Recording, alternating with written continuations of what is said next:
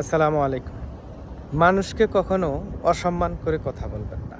কারণ মানুষকে যদি আপনি অসম্মান করেন তাহলে আল্লাহ তাআলা নারাজ হয়। আপনি মানুষকে সম্মান করবেন, আপনি সম্মান পাবেন। মানুষকে আপনি অবহেলা করবেন, আপনি অবহেলা পাবেন।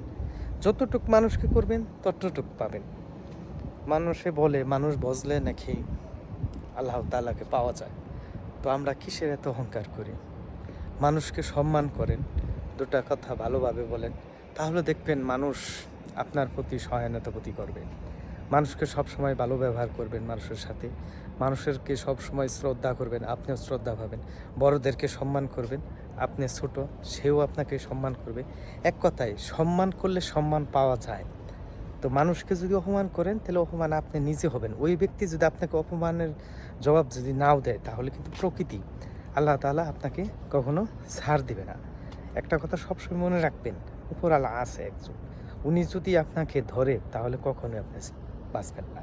কারণ সবসময় আল্লাহ তাআলা মানুষকে পরীক্ষা করে নানান রূপে, নানান বিভিন্ন দিক দিয়া। মানুষ কার কাছে কখন যাইতে হবে বলা যায় না। এমনও মানুষ আছে আপনার কোনো প্রয়োজন নাই, দরকার নাই, এমনও মানুষ আছে আল্লাহ তাআলা আপনার কাছে পাঠাই দিবে। ঠিক আছে? তো মানুষ মানুষের জন্যই। আপনারা যারা মানুষকে মানুষ মনে করেন না, তারা একবার চিন্তা করে দেখেন যে একটা মানুষ যদি বিপদে পড়ে তাকে যদি আপনি সাহায্য করেন, আপনার কিন্তু লস হবে না, লাভই হবে। পরবর্তী দিনে আপনি একদিন একটা বিপদে পড়বেন, ওই মানুষটাই যদি আপনাকে সাহায্য না করতে পারে বা না জানে, কিন্তু দেখবেন আল্লাহর গাইবি থেকে আপনাকে সাহায্য করার জন্য যে কোনো একজন আল্লাহ তাআলা পাঠাই দিবে। প্রকৃতি কিন্তু আপনাকে কখনো ছাড় দিবে না। আজকে আপনি অন্যকে গালি দিছেন, এই গালি যদি ওই ব্যক্তি আপনাকে না দেয় তাহলে দেখবেন গালির বদলে আপনার যে কোনো ক্ষতি হয়ে যাবে।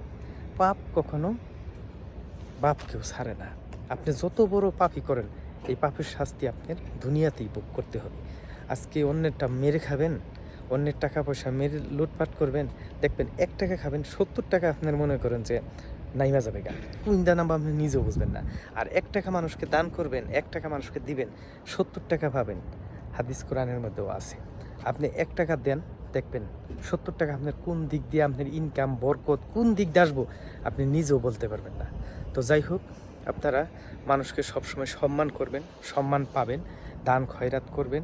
মানুষের টাকা যদি কেউ আপনার কাছে পায় তাহলে দিয়ে দিবেন। দেখবেন আল্লাহ তাআলা আপনাকে সুন্দরভাবে চলার তৌফিক দান করবে এবং আপনারা সবাই মানুষকে সম্মান করবেন। সম্মান করলে সম্মান পাবেন। তো সবাই ভালো থাকবেন। আল্লাহ হাফেজ।